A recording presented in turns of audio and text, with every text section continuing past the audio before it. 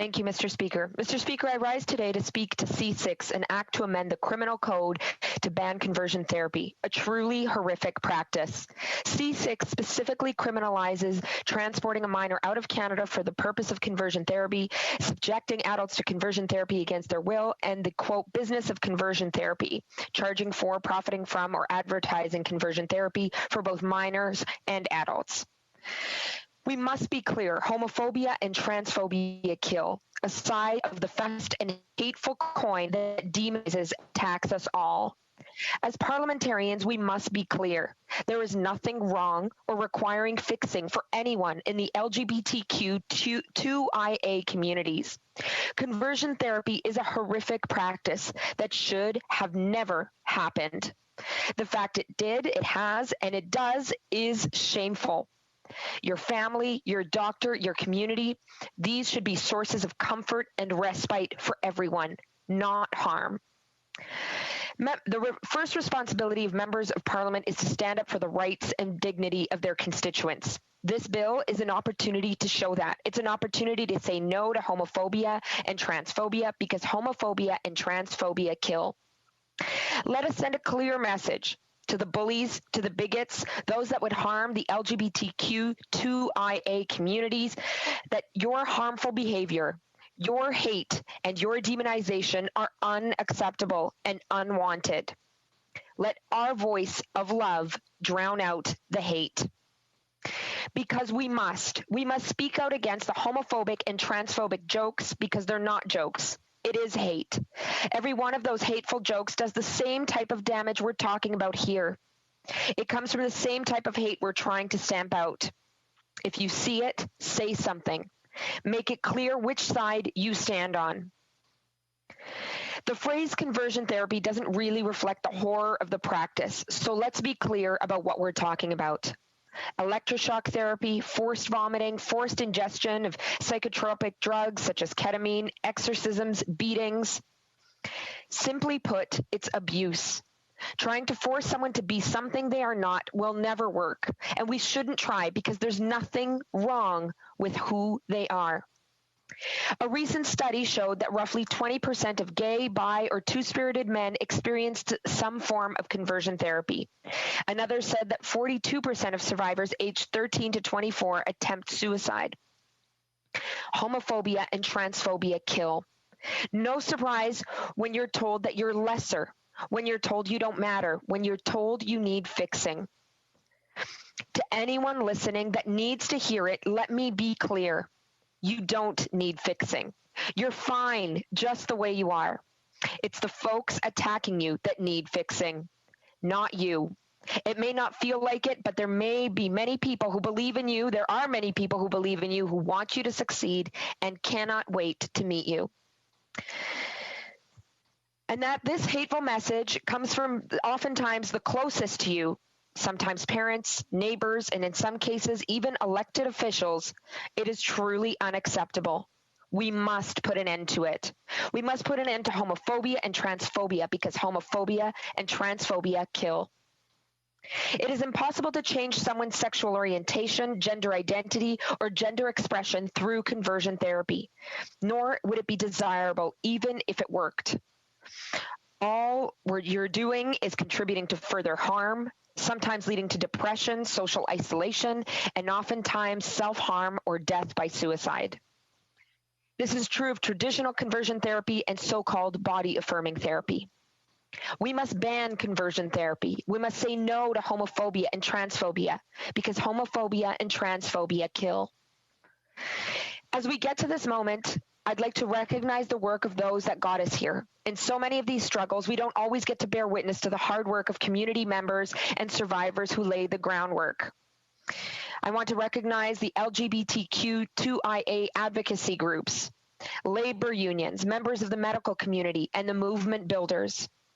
I think of trailblazers across the country, like my friend Sherry DeNovo, my colleague, the MP for Esquimalt-Juan-de-Fuca, trailblazers like Sven Robinson, Bill Sixay, former members of Parliament for the NDP, and my provincial colleague, Janice Irwin, who speak out and have spoken out against homophobia and transphobia any chance they've had.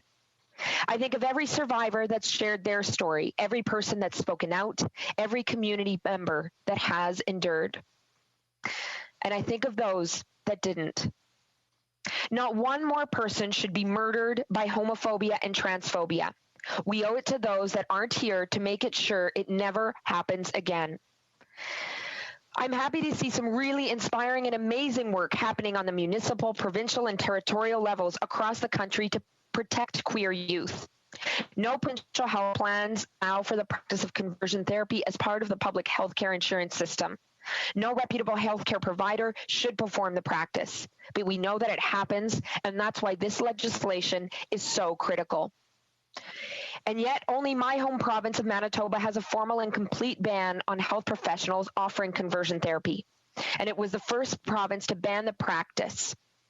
Today, nearly 80% of Alberta is now covered by conversion therapy bans, but the provincial government refuses to act. Their lack of leadership puts children in danger. Ontario, Nova Scotia, and PI have made it illegal for health professionals to practice conversion therapy on minors.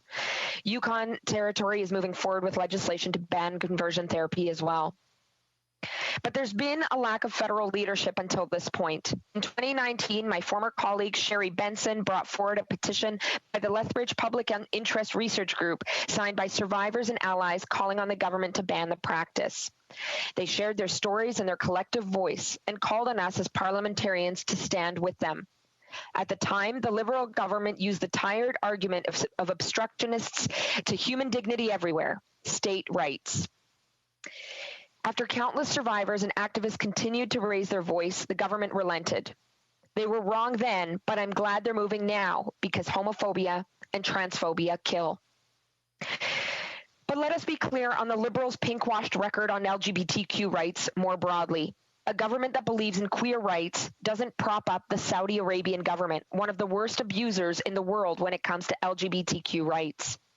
It doesn't continuously deny the rights of men who have sex with men to give blood, despite saying otherwise. In 2020, being an ally must mean more than doing the bare minimum. It must be more than attending pride parades. It must mean giving communities the tools themselves to live in dignity and in health, to lead their own fights in their own way.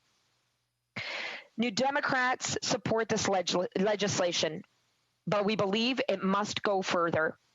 And we must make sure we aren't leaving trans people behind.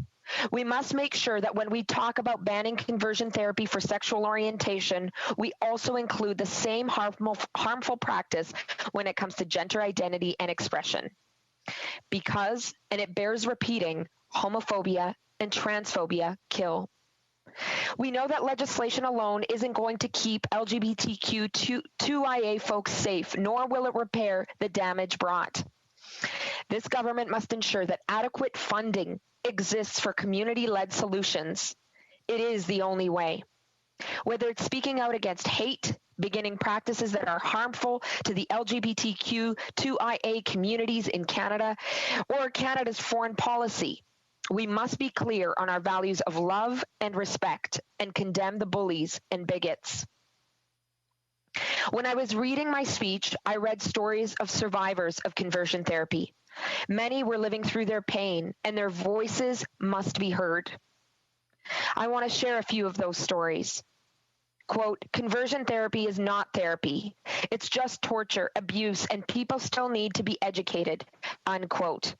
The words of a survivor that was forced a cocktail of psychedelic drugs and told to smell his feces anytime he felt attracted to another man. His story helped convince the city of Vancouver to ban the practice. There are other horrific stories. But out of these stories, we know change has already taken place.